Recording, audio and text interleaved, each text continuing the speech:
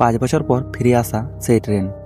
সব যাত্রী একে একে আবার হারিয়ে যেতে শুরু করলো, কিন্তু প্রশ্ন হলো তারা কোথায় যাচ্ছে, আর সেই অন্ধকার ট্যানেলের ভিতরে আসলো কি আছে।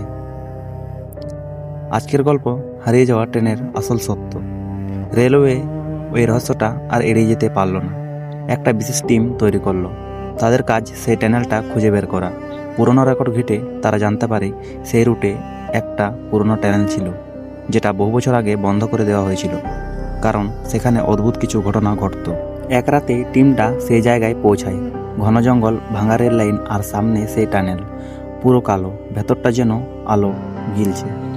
তারা ক্যামেরা লাইট নিয়ে ভেতরে ঢোকে। প্রথমে সব ঠিকই ছিল, কিন্তু কিছু দূর যাওয়ার পর তাদের ঘড়ি বন্ধ হয়ে যায়। হঠাৎ তারা একটা শব্দ শুনতে পায়, ট্রেনের শব্দ, কিন্তু কোনো ট্রেন নেই। তারা সামনে এগোতে থাকে, আর তখনই তারা দেখে ট্যানেলের ভেতরে দাঁড়িয়ে আছে সেই ট্রেন, একই ট্রেন যেটা 5 বছর আগে হারিয়ে গিয়েছিল। ধীরে ধীরে ট্রেনের দরজা খুলে যায়। ভেতরে সব যাত্রী বসে আছে, কিন্তু এবার তারা আগের মতো নয়। তাদের চোখ ফাঁকা। তারা একসাথে বলছে, ফিরে এসো।